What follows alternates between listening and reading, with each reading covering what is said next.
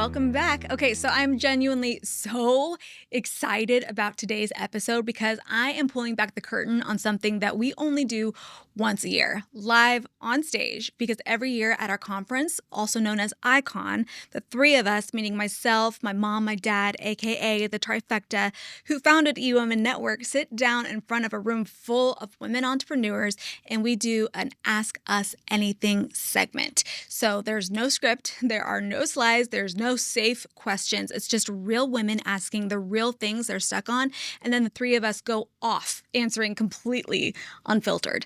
And this year's was so good. I had to bring it to the show. And the whole thing is going to be so amazing. We're going to get into all of it. We're going to talk about, is AI actually coming for your business? How do you keep up without burning out? How do you let go of micromanaging your team so you can finally grow? We talk about growing your podcast listeners, growing your revenue and your views, and adapting to technology that refuses to sit still, right? We get honest about finding yourself and losing yourself inside of your own business. I answer a question about my vision for the future of eWomenNetwork, and we go there on what it really takes to work with your spouse, especially when things get hard. It's really juicy, y'all. It's real, and it's the kind of conversation you just can't have over a screen. So here's the thing. This happens live every single year at Icon, and you can be in that room for the next one. So I'll drop the link to grab your ticket in the show notes. So if any of this hits home, go and claim your seat. But for now, pull up a chair or turn up your headphones and let's get into it. Okay, so this is what we call our Ask Us Anything. And so we've got some of the cards that you have all submitted, and we've all kind of looked through them and picked some cards that we think will provide some really great advice for you and support, and also will appeal to many of you. Make sense? Okay, so Briana, would you like to take it away? Sure. All right. So this first question was from Rory Gross. Rory Gross. Are you in the room, Rory? Yes? Maybe? Well, I do think that this is a question that appeals to everyone, so I want to address it, and hopefully she can hop back in here and hear the answer. But her question was, AI scares me as it reminds me of robots taking over. Too much sci-fi. Anybody relate to that? Yeah. You know, I'm willing to embrace it. How do I start? And with what type of info? Content creation, newsletters, etc. Help me out. So I don't think that we need to worry about AI taking over, to be honest. I think that AI is really more so of like our supercharged assistant, not necessarily a sci-fi villain, right? It is really there to support you. And I think that the biggest thing that we as entrepreneurs need to recognize when it comes to using AI is that we are in the driver's seat. We are the thought leader, and it is nothing more than our thought partner. So as long as you're utilizing AI as the leader and you're not completely abdicating your knowledge, your brilliance, your everything to artificial intelligence, then I think that we have nothing to worry about. It's here to amplify us. It's here to make our lives faster and better and more efficient and higher quality. I'm going to be talking a lot about that tomorrow during my session. So make sure that you're in the room because I'm going to be sharing some really valuable insights about that. But yeah, I'm not worried about it taking over. I think that we all should be using it. There's 3 main verticals that we are using within eWomenNetwork, and I'm going to train you on them tomorrow. So I don't want to take up too much time, but marketing and visibility is obviously one of them, content creation, like she mentioned, but you can also use it for decision-making and innovation and using it as a tool to help you brainstorm ideas. And it's also incredible for helping you with your systems and your operations. And I'm going to, like I said, we're going to get into all of that, but those are the 3 areas if you're trying to figure out AI, where to start, that is where you should be starting. Okay.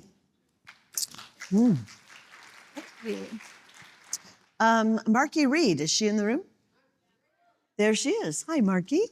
Also a graduate of my SOAR program. How did you learn to really let go of micromanaging staff and trusting that they can handle the big strategic decisions and projects that move your business forward.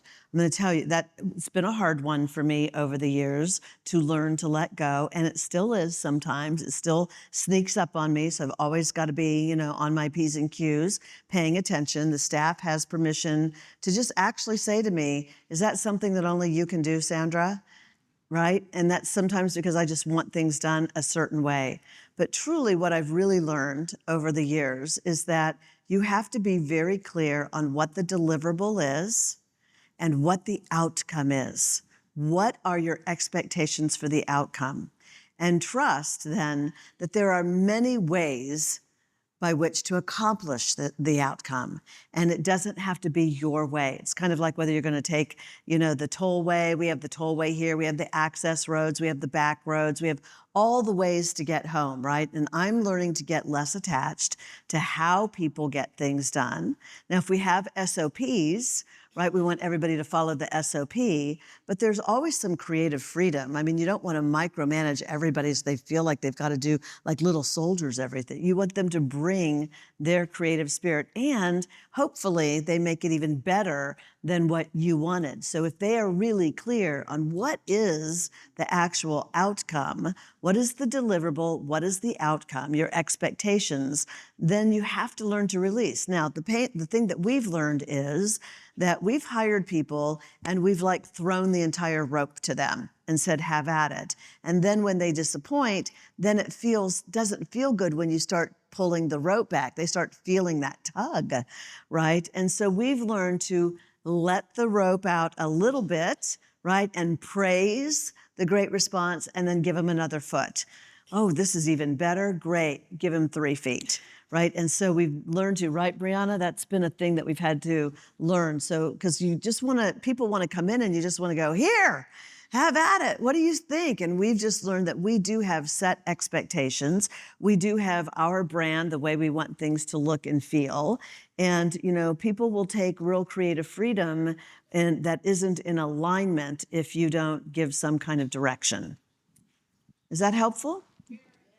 Yeah. Is it Picasso? There was some artist that said, there was this really great quote. I'm probably going to butcher it, but it was something along the lines of, first you have to learn the rules like a professional before you can break them like an artist. Mm. And I think that's this case with your team. You want people that are going to come and innovate and bring new ideas to the table, but they need to understand how things work first and why they are that way and know that before they can innovate it and take it somewhere else. Right. Lovely. Okay. Kym. All right, so this is from Mary Elkins. Mary, where are you?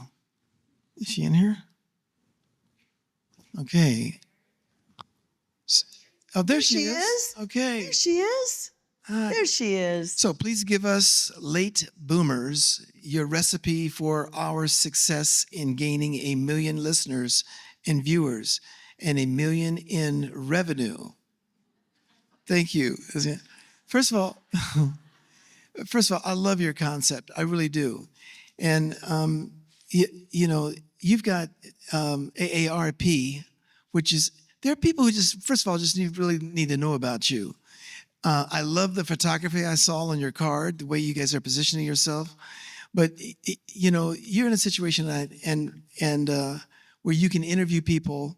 But the key is to make sure there's a connection to your late boomers concept. In other words, everybody that you interview and talk to, because I know you guys talk to a lot of people, but you want to be more strategic in what kind of guests and what problems they're solving for late boomers.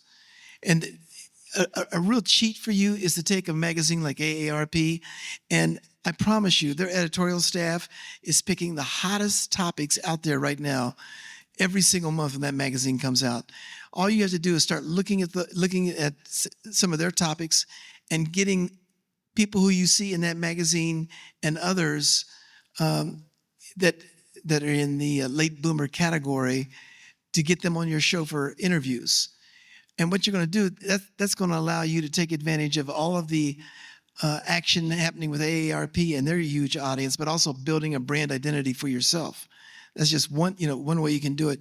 I also think it's important that you're networking more, with your brand, where people, whether it be celebrities, being out in LA especially, whether there are celebrities that you can tie into your brand for interviews that you can talk to, which would be really beneficial. The other thing is, I'll tell you this, I really think you guys need some real strategy around all the different opportunities that you've got. You've got to have a lot of opportunities. It's very sponsorable. I mean, when you can go to a sponsor and tell them, very specifically about late boomers, the kind of guests that you have on, especially some of the things that you bring to your listeners, and then go after sponsors who are also targeting that audience, you can get away with not having millions and millions of followers. You can, if they see that you've got an audience of loyal listeners, they're going to pay attention to you because they're looking for ways to break through the market as well. And we can talk more because I love you guys. Love what you're doing. Oh.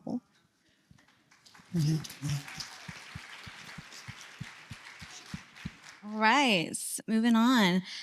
Is Penny Bigelow in the room? Woohoo! Hi. So I loved your question. It says, how do you work with those of us that are not tech savvy in teaching the nuts and bolts of digital marketing for our business? How do you get us comfortable and expert in this area of our business? And here's the thing. I've got a 5-year-old and a 5-month-old. I think I'm pretty patient. And I think that that's the biggest thing. I think, my generation, I don't know if I'll speak from my experience with other people my generation that grew up in the more techie, generation. They're pretty tech savvy. And so they can move really fast. We move really fast because we learn really fast because we grew up with it. And so depending on where you're at in the spectrum, it can be kind of intimidating talking to somebody that maybe grew up with technology to feel like, oh, I can really have an eye-to-eye conversation with you about what I'm struggling with, because sometimes we can move really fast when we're explaining, or you can almost feel like, man, we kind of go through this sometimes. And I feel like I'm honestly working with you both has really helped me hone in on this skill. Because Is that a compliment? Yeah.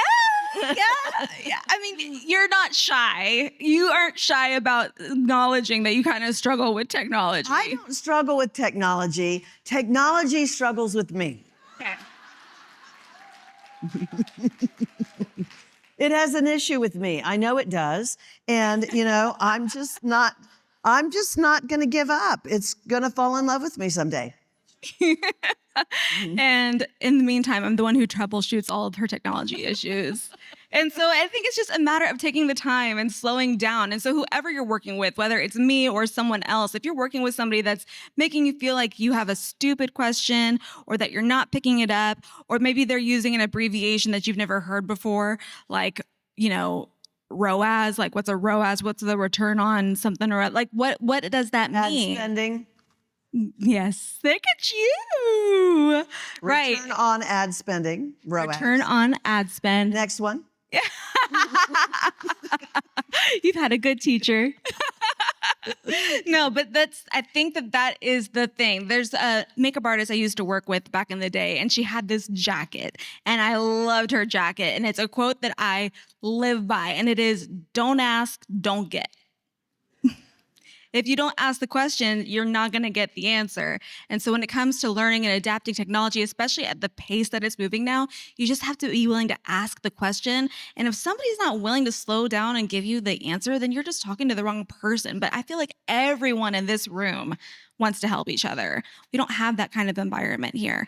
So that's what I think is the key to working with somebody that's not tech savvy. Find somebody who is, and make sure that they're just dumbing it down for you. Just move slow. Ask the questions. Ask for the clarification. Ask again. Ask to record it and have a documentation of it, because not learning it is not an excuse. That's not an option for us in this room. Good. Okay, Lori Jones, Fearless Financial Advisors. Lori Jones, there you are. Hi, Lori. You said, I ask all of my podcast guests, successful professional women, what are you most proud of?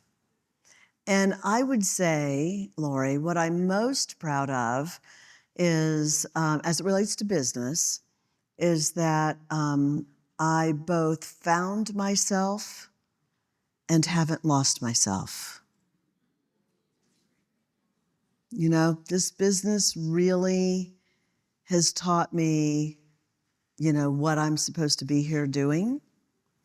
And what I know is you can lose yourself in it too. And so staying clear about what's important to you and not losing that has taken work. It hasn't come naturally. There's a lot that tugs at you. Mm-hmm. Yeah. Yeah. That was a quick one. Can I do another one? Do I get to do another one? Can I do another? Okay. If you could do anything over again, what would it be? It's a great question, isn't it? The first thing that I would do is I would start creating a relationship with a banker sooner. I can't even tell you how important a great relationship with a banker is as you grow. I mean, it's just so powerful. And, you know, the thing about it is that bankers don't want to help you when you need them, right?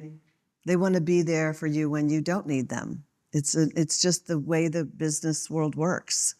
And so, you know, getting that relationship in early in the days and just making sure that you're parking the car and you're going in and you're signing that paper and you're waiting to speak to someone and you're asking to have your own, you know, business banker and you're getting that person's card and their email address and you're making sure that they know your website and maybe even you're printing in color, the color page of your website, or, you know, if you have a blog or a newsletter that you've printed a copy off and you've taken it to them. If you've gotten an award, that you make a copy of that award, even if it's a crystal award, slap that thing down on the copier and make a copy of that crystal award, right? If you've written a book, the cover of your book or an actual book, but make them make a file on you, right? Because you're going to want those relationships to grow over time. I can't tell you how great it's been for me to, and Kym knew that because he had an ad agency and, you know, we owned the building that the ad agency was in. So I intuitively kind of watched all of that. And, but I felt like if I could do it all over again, I would have done it sooner. I waited until I thought I really mattered. You know, and you matter now. You matter in the beginning. And so I think that's because as they see you grow, they become very proud that you are their client within the bank. They are very prideful of that, and they become great advocates for you because they see the consistency of the work that you do. And so when you need a business credit card or you need a, you know, line of credit or, you know, you need to call them and you say, I need a 1-year credit card. I'm buying something. I'm going to pay for it over a year. I need a 1-year credit card interest-free. You know, those 12 months, no interest kind of thing. I mean, come on. That's like they're giving you access to free money. Right? And then, you know, you might need a line of credit, right? They could help you with an SBA loan. They could help you with the PPP. I mean, all the things that they have so much positional power to do for you, I think is really important. And I just didn't understand that at the very beginning. And if I were to do it all over again, boy, I would have done that right out of the chute. It's like, oh, your always team is your banker. Do you feel like you're drowning in your business? Like you're doing everything and something has to give, but you're afraid it might be you?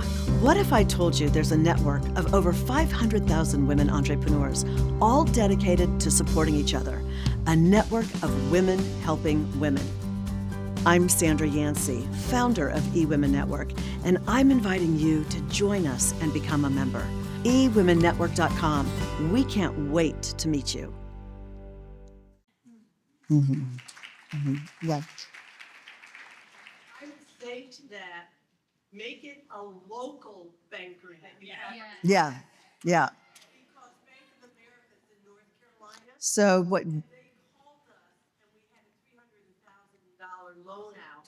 And they said, we want that paid by the end of the. Yeah, they can call your loan. I called the president of the bank who I play golf with. And I said, what is this? Right, right. So, and this is really important what Laura's saying. So I'm just the opposite. I've been with a mega galactic bank for 25 years. And we just this year in January, and it's been an arduous process, have moved to a local banker. And let me just tell you, I am in awe of how much I matter to them. In fact, they were the ones that said, you need to go out and buy your own building, and we're going to help you with all of that. And there's some special programs that are going on for owner-occupied buildings and all of that kind of thing. And we will support you and help you navigate all of that. And actually, we have some real estate agents that we work with that have really helped some of our clients, and we'll put you in contact with a commercial real estate agent. And just, I mean, I would have never have gotten that at B of A. I just really wouldn't. So there is some truth to finding a really good community bank that really caters. I mean, ask Start Networking, that really caters to the small business entrepreneur. Mm-hmm. Well,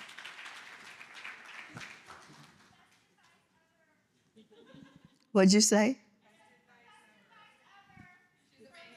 Oh, yeah. I tell everybody I know, a banker to be on one of the five of your always lists. Critical relationships. Yep. Yeah, you know what's interesting about these questions is, especially these marketing and branding questions, because the responses can be do this or do this one thing, when the reality is a plan has to be put together. And there's a lot of questions. Questions such as, what are you doing now? What's working for you now? What have you tried and how effective was it? Who's your number one competitor and that's taking the business from you? What's in the way of that? For example, here's this question. I can't do everything. So what's the one thing I must do to be seen, to be the person everyone in Denver thinks of when you say great dentist? Yeah. And so this is Dr. Westbard. Yeah. So, think about your own habits in your own neighborhood. Like, what would a dentist have to do to get your attention? I mean, just think about that for a second. Would it be a postcard in your mailbox? Would it be an ad in a local newspaper? First thing I'm going to do is I'm going to check with the clients that I have now and find out how they get information. I'd be looking into a referral program, something that can happen on the referral side. In your particular case, I happen to know you've done a boatload of new videos, which I think are excellent. Getting those out and getting those up on YouTube and getting them on your website as well. But getting them up on YouTube, because you can geo-target there as well into your actual area. But I think it's very important. I don't want to see you go out and just do one shot of something where it's not built on a strategy that makes sense. You know what I mean? Right. And that's the tough part about it, with all the options that you have in the marketplace right now.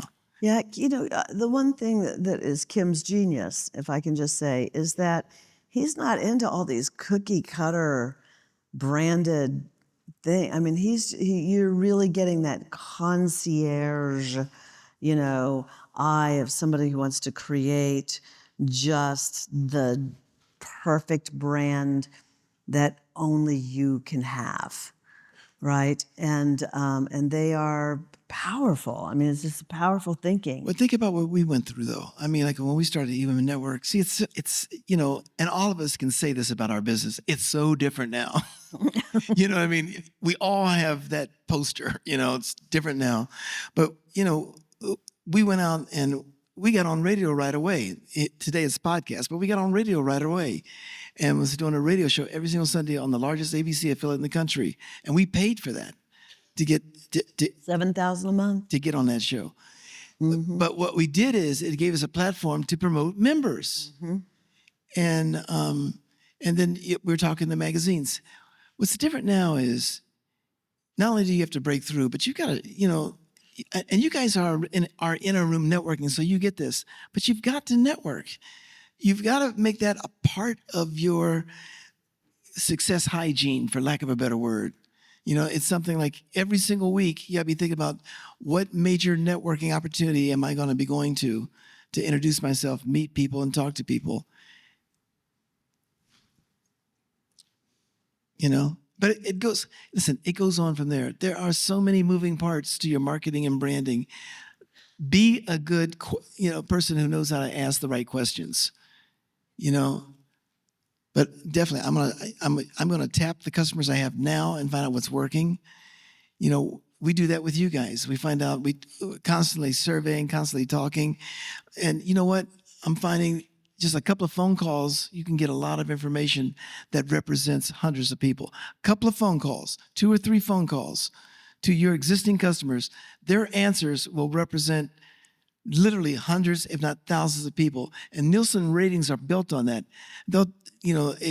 Most of you have in fact, has anybody here ever had a Nielsen diary in their home? Anybody? Okay, you have. See, Nielsen will put a diary, and all that happens with that diary is that they're tracking what TV shows, what you're watching, what you're doing in your home. All right? They'll have 3 or 4 people represent, 100,000 households. And they've learned that that's been pretty accurate. You would find if you talk to 2 or 3 of your customers, interview them, why do you do business with me? Just get into that whole experience, but ask them why they're doing business with you and how have you helped them. They'll give you some good answers. I mean, Felicia, you had some great response, from our discussion, and you went and asked questions. And it's actually changed the way you're going to be marketing, the answers that she got and the surprises. You guys, would you mind if she shares some of what she found out? You feel like it, Felicia? Can you share with the audience? Here, let me take. Can I get a catch? Do we have a mic? Here we go. Here comes. I mean, it was an aha moment, really. Well, thank you, Megan. Yeah, so my question run something by us for Pinnacle, right? I was asking Kym about filling webinars and reaching out for speaking. And he's like, well, you got to get clear on what it is that your ideal client is struggling with, right? And I thought I had a sense of it, which, obviously I did, but you gave me some wonderful sentence stems. And I just reached out to a small handful of people. I was able to talk to 6 people all together. And I was, number one, surprised but not surprised at, and they were, potentially some difficult questions. Like, if you're completely honest with yourself, what would you say that you really want? And then what is it that's keeping you from having success? Why are you not experiencing the success that you want? And the depth of vulnerability that people were willing to go to, and what I was able to glean from that was that people think they know what they want, but when you really dig down, people really don't know what it is that they really want.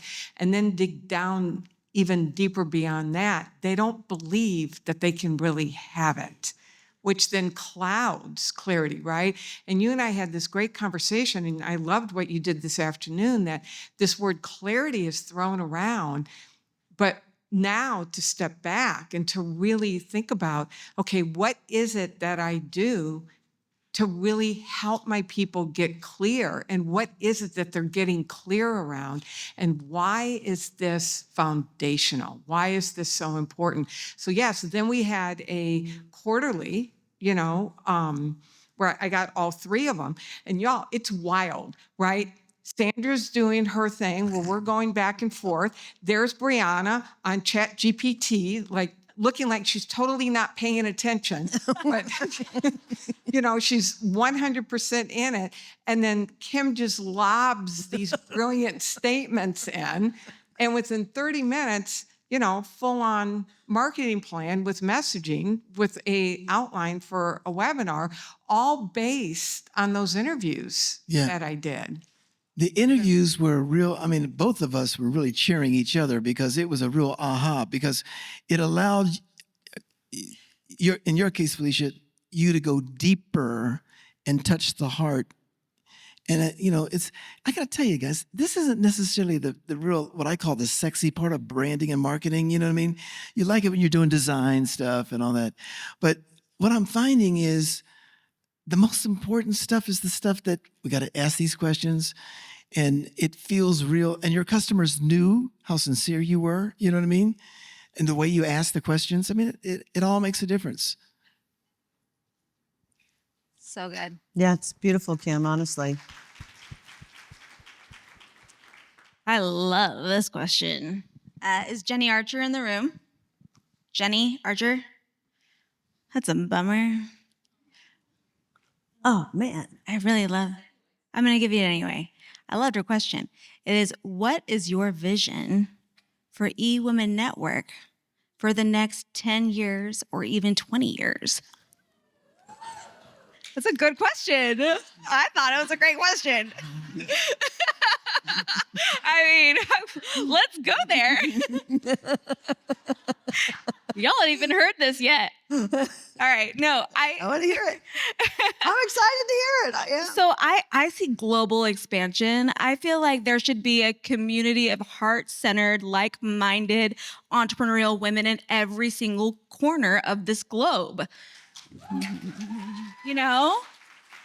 We got to figure out how to expand this community because it's incredible. And there are more of us everywhere. And I don't know about you, but a conference in Europe sounds really fun. Okay? What'd you say? Yes. Right-offable too, right? Right-offable. Talk about international conference. ICON. If you didn't know, now you know. ICON stands for International Conference. Let's go. International. Okay. I mean, we already are, but let's go global with it, right? And then I think that's the big thing is I really just want to help our community grow as much as possible and get us in every corner of the world. And I also know that technology is moving at a rapid pace. We're actually already working on this, and it's going to be a long project for sure. Not too long, hopefully, because we need to really get it together and get this out there. But I want our members and our managing directors and our prospects to have access to help from us 24/7. So we're in the process of training chatbots right now so that if you need help with your profile in the middle of the night, because that's when you're on eWomenNetwork.com, you can have access to that.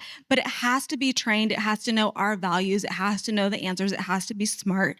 So we're working with Chantel and our customer service department to start to train that model. There needs to be a model for our managing directors when you have questions in the middle of the night, outside of office hours, or no matter where you're at in the world, if you're on a completely different time zone, that's going to empower us to be able to serve you so much more deeply and efficiently than you having to wait till someone's in office to talk to them. And of course, we'll always have that human element. I think that that is so incredibly important. We're not going to ever replace that, but it's to amplify what we're able to do and how we're able to serve you. So I think that that's the next step for us. And the third big one, are you ready? We need an eWomenNetwork app. You know? We need an eWomenNetwork app. We have the conference app. The website would be a whole other beast, and I haven't even told the tech team this. They're probably going to lose their mind. But how cool would it be if we were able to look at each other's profiles from our phone? How cool would it be if you could browse the events and be able to sign up for an event from your phone? How cool would it be to be able to message each other through the app? Like I see so much potential in taking our online model and bringing it to your phone at your fingertips. Sure, we have a mobile optimized website, but it's not the same as being able to tap a button in an app and go to exactly where you want to go. So that is, I think, a more long-term goal. It's going to take a lot of work with all of the infrastructure. People don't realize what you see on the front end is honestly just the smallest piece, because that back end is thick. She got a thick back end. There is a lot going on back there. Okay. And so it's gonna be a huge lift, but I know that we can do it, and I know that that's in our future because that is where the world is going, and that's what the future demands. It demands different.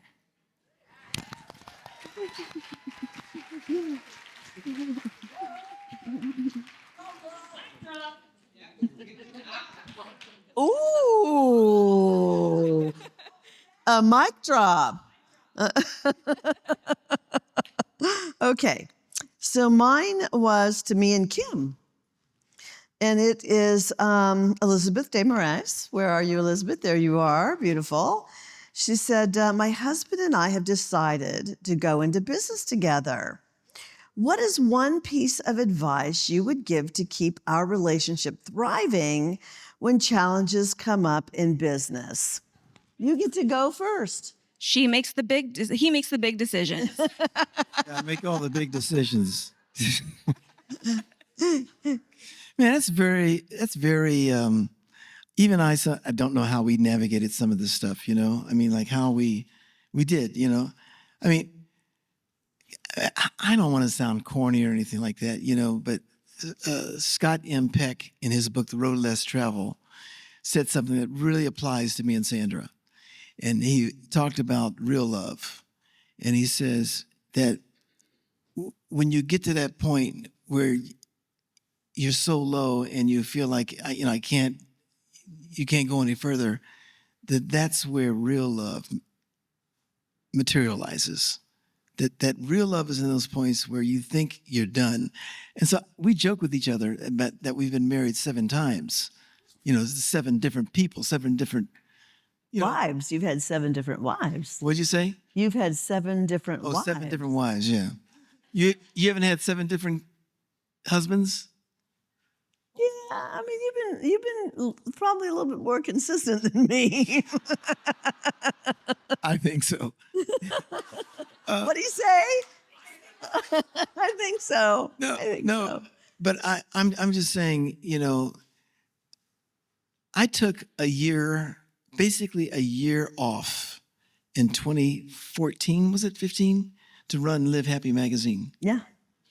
I had a friend of mine, and I really love the whole concept. He would work, he worked on this whole thing around happiness, and he asked me if I would do it with him, and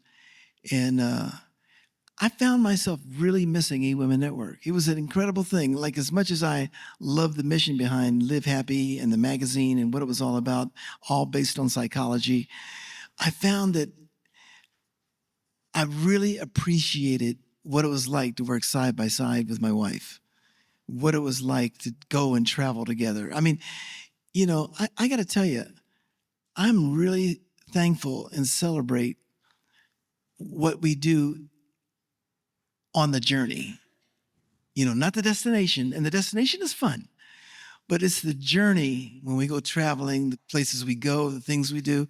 And, we're able to, I love eWomenNetwork. I absolutely love eWomenNetwork. And so doing it, thanks. And doing it with Sandra, I couldn't have conceivably a better partner. You know what I mean? I know that my wife has my back 100%. And I hope, and my goal is that she always knows that she's respected and she never has a bad idea. She has, I mean that. It's, we just, it's just, over the years, I've just really come to appreciate it at a new level. But it's hard, but it is difficult, I think, when the kids were younger in particular, because you guys wanted us to stop talking, at the table. And you could feel the kids looking at you with a dead stare, like. But also you're welcome, because you started to have your marriage, or you started to have the business bleed into the home life. And I think what Ryland and I did is we were like, can y'all stop talking about work? And it forced you to get into family mode and to kind of compartmentalize the two. And you really did master that skill. And I feel really grateful for that because now Ryland is our anchor to continue that, to not let work take over that family time so that you have those separate relationships, and that's what I admire the most about your dynamic. And that I think is the biggest takeaway is really creating those boundaries so that you can compartmentalize your marriage and your family life with your work life. That wasn't a question for me, but Hey, you have to understand the kind of family we have, though. Be careful. It was Saturday. It was Saturday. I was working outside. I had my outdoor garden shorts on. Oh my But anyway, God. wait a minute. Are you going to tell this don't want- story? you guys want to hear this story? So I got they're like painters. I mean, they looked awful. They looked really awful. And they were hungry for lunch. And so we all jumped in the car and I said, listen, guys, I'll go to lunch like this, but you guys, Sandra, you're gonna have to be in front. Briana, you be on the side, and Rylan be behind me because I don't want the woman at the restaurant to see I don't want anybody to see my pants. I'll be too embarrassed. You can't do it. This is the kind of family I got. So we go to the restaurant. We get up to the counter. I think I'm protected. They're all flanked. Woman says, how many? She says, a party of 4. She says, party of 4. She says, right this way. She says, oh, wait, please, whatever you do, don't look at his pants.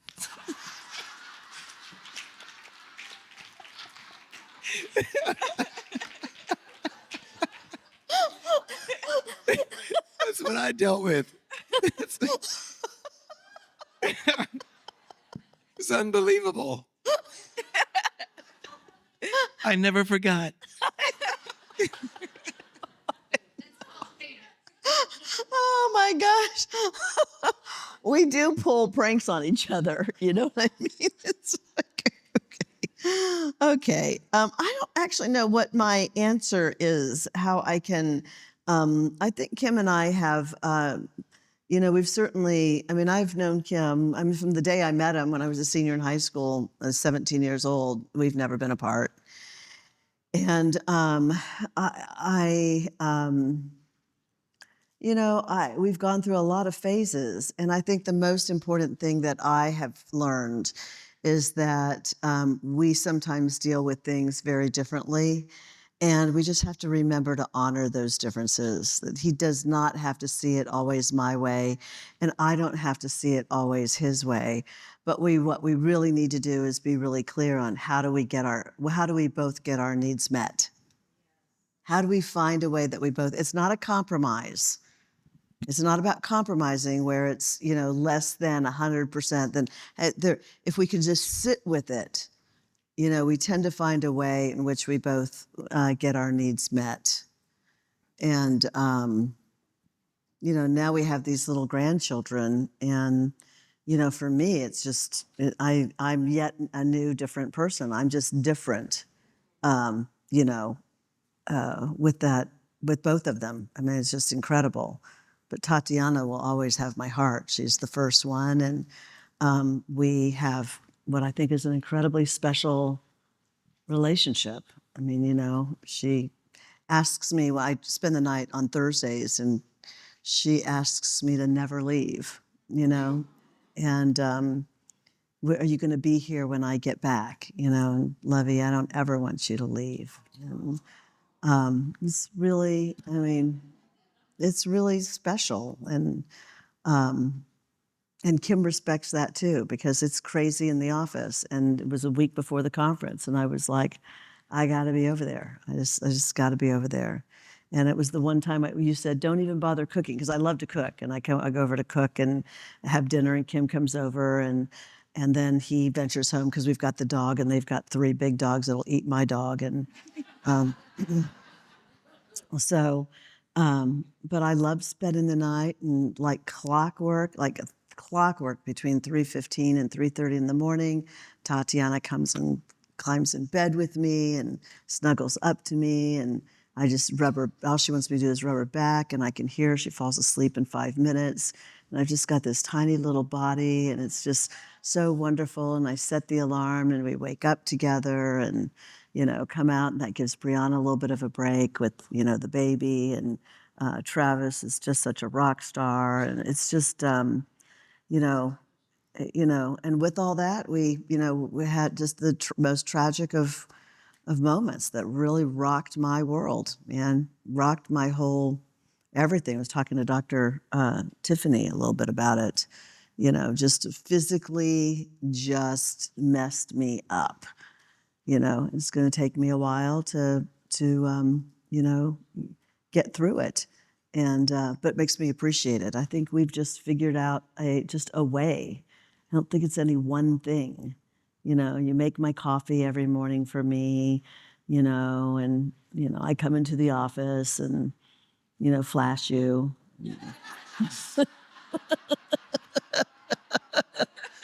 I do. I was not. Yeah, I mean, really.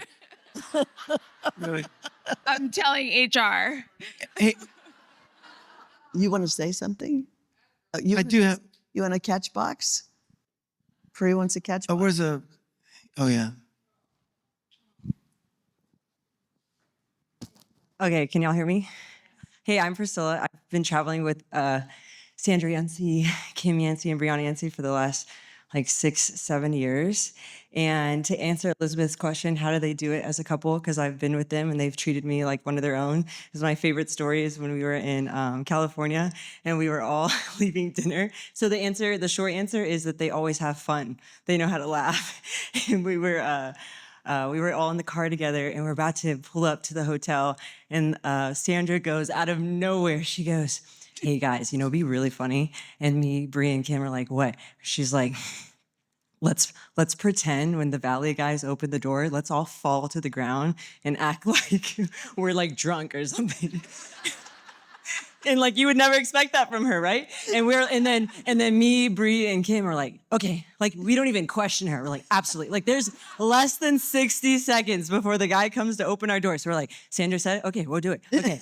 So the guy goes, the valet guys, they're like, it's a nice hotel. So like there's a valet guy at each one of the doors, okay? So he opens like the multiple doors, right? Multiple guys open multiple doors. All of us fall to the ground. We all commit to the pit. It was the funniest and one of my most favorite memories of traveling with them, but I can attest that they're just freaking hilarious.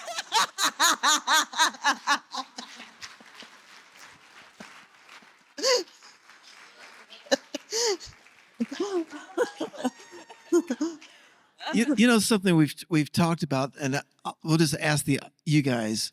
We had talked about, should we do a couple panel? Because I think of Mike and Laura Herring and think, believe me, you'd want to hear their stories. But I've wondered how that would be received if we did because they had a lifetime of working together as a couple, right? We've had 25 years, I mean, like a lifetime. Yeah. Do you think that'd be valuable? So Q&A kind of thing? Laura, Mike, yep, you up for 2026? Okay, what a great way to bring this to a close. I want to close with one more thing, though, because I have an AI talk tomorrow. So those of you, everybody should be in the app. And if you were to go into the app right now, there's a feature that's been enabled called polling. And I'm going to be training on AI. I've gotten a stack, and they're basically all questions around AI. How will AI have an effect on business in the next 2 to 5 years? Or what should I plan for? And AI's effects on business aren't happening in 2 to 5 years. They're happening right now. Right now. And if you don't catch the wave and figure out how to ride it, then you're going to crash and you're going to get left behind. It is happening right now. It's big, it's major. I'm going to be training extensively on it tomorrow morning, and I want you to define what I train on. So there's a poll inside of the app, and you get to vote on what you want me to train on. And when I get back from the foundation dinner tonight, I'm going to look at those results, and I'm going to cater my demo that I'm going to be presenting live on the stage tomorrow to what you asked for. Sound good? How about I want everybody to go in the app. I want everybody to vote on what you most want to see. And that is exactly what we're going to do tomorrow. The eWomenNetwork icon app, the event app. That app. Yeah, we don't have the eWomenNetwork app yet. That's in the future, right? But the event app. Go in the event app and go to the polling feature that's been enabled. It should be on the first screen now. Okay. It's And called polling. polling. Yes, called polling. You click on it, you'll see the poll, answer the poll, and that is what we'll train on in the morning. Sound good? How good was that? That right there is exactly why I do what I do. A room full of ambitious women, real questions, real answers, and the kind of honesty you just don't get scrolling on a feed. And every bit of that happens live on stage once a year at Icon. The conversations, the connections, the version of you that walks out different than the one who walked in. You can hear about it or you can be in the room for it. So here's my invitation. Go grab your ticket for the next Icon. The link is right in the show notes, or you can just go to ewnicon.com and make sure you use our promo code SMM, short for She Means Millions, to go and get a discount. Because let me tell you something, these seats are really going fast here, and I would genuinely love to look up that stage and see you there. So until next time, she does not just mean business, she means millions.